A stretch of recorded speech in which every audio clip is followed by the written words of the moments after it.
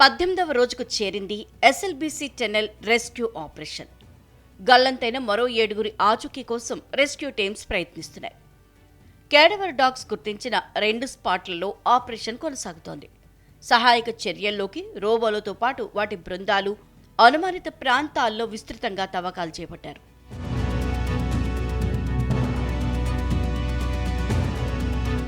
ఏడుగురి ఆచూకీ కోసం టెన్నెల్లో గాలింపు చర్యలు కొనసాగుతున్నాయి. ఈవేళ 1-2 మృతదేహాలు బయటపడే అవకాశం ఉంది.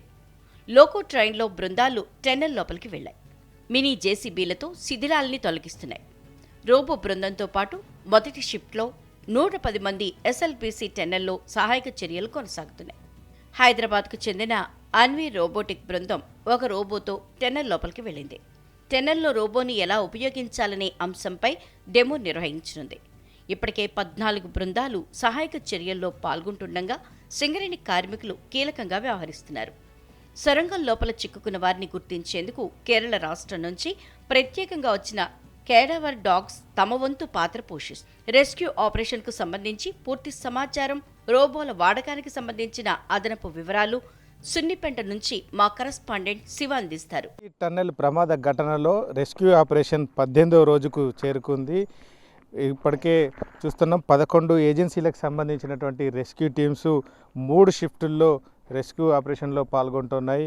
ముఖ్యంగా క్యాడవర్ డాగ్స్ ఐడెంటిఫై చేసినటువంటి 2 స్పాట్స్లో ఇప్పటికే ఒక స్పాట్లో ఒక మృతదేహం వెలికి తీయగా మరొక స్పాట్కు సంబంధించి తవ్వకాలు అయితే వేగంగా కొనసాగుతున్నాయి. అయితే ఆ స్పాట్ కొంత డేంజర్ జోన్కి దగ్గరగా ఉన్న నేపథ్యంలో కొంత ఆలస్యం అనేది జరుగుతూ ఉంది. దీనికి తోడు తవ్వుతున్న కొద్దీ వస్తున్నటువంటి ఊటనీరు కారణంగా ఈ తవ్వకాలకు కొంత ఆటంకం అయితే ఎదురవుతున్నటువంటి సిచ్యువేషన్ అయితే ఉంది. ఇక మరోవైపు ఈ శిథిలాలను తొలగించేందుకు కూడా వేగంగా ఇటు ప్రయత్నాలు కూడా జరుగుతున్నాయి. ముఖ్యంగా 2 జేసీబీలను లోపలికి పంపించి ఆ శకలాలన్నింటినీ కూడా బయటికి పంపించేటువంటి ప్రయత్నం జరుగుతుంది. దీనికి తోడు కన్వేర్ బెల్ట్ కూడా పూర్తి స్థాయిలో అందుబాటులోకి వచ్చిన నేపథ్యంలో దానిపైన కూడా మట్టి అలాగే బురదను బయటికి పంపిస్తున్నటువంటి సిచ్యువేషన్ ఉంది. ఇక కీలకంగా చెప్పుకునేటువంటి పరిస్థితులు అయితే ఇవాళ చూస్తూ ఉన్నాం. ప్రధానంగా రోబోలను కూడా ఇవాళ ఇంప్లిమెంట్ చేసేందుకు ఈ సహాయక చర్యల్లో వాటిని భాగస్వామ్యం చేసేందుకు ప్రయత్నాలు కూడా జరుగుతున్నాయి. ఇప్పటికే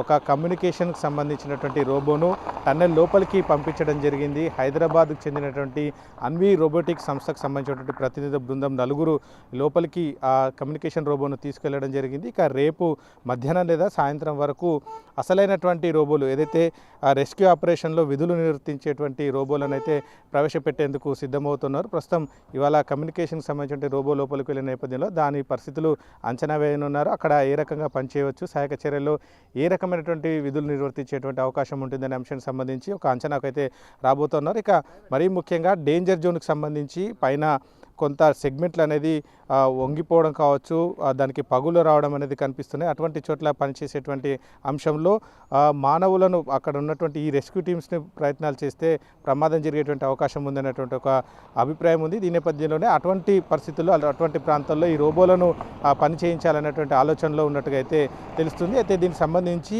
ఈ అన్వీ బృందం అనేది రోబోటిక్ సంబంధించినటువంటి బృందం బయటకు వచ్చిన తర్వాత వారు ఏం అంచనా వేశారు, ఏ రకంగా ఈ రేపు వచ్చేటువంటి రోబోలను ఏ రకంగా వాటిని పనిచేయించబోతున్నారు అనే విషయానికి సంబంధించి ఒక క్లారిటీ వచ్చే అవకాశం ఉంది. కెమెరా పర్సన్ అంజితో శివకుమార్, టీవీ9 ఎస్ఎల్బీసీ టన్నెల్ దగ్గర నుంచి.